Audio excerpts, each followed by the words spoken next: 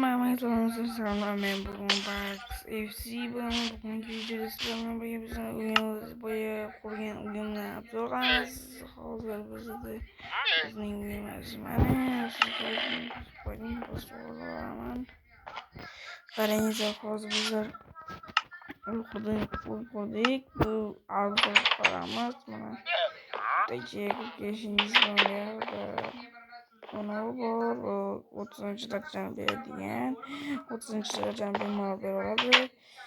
Chunki piyodalar o'tib ham joylar bor. Biz bu yerga qo'shsak 10 soat vaqtimizni o'tkazdik va bu yerda o'tiradigan joy bir 12 versiya uchun faqat buni qo'yib qo'yardim. Afsuski Yaklaşıkda sandıklar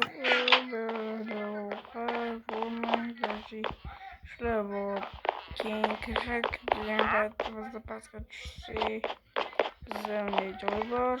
Bu şey yaptığım joy var. Kikme oynadık ama kırmızı gerek. Karaciğer sandıklar böyle kondurmaz. Bize de böyle yapmamız var. Hatta bizimkine kırmızı gitsek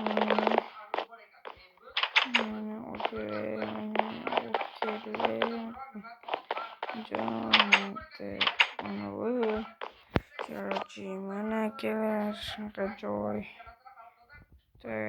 yaxshi bo'lsa bitta layk va podpiska bosib qo'yasizlar bu uyga. Hammaga xayr. Sizlar bilan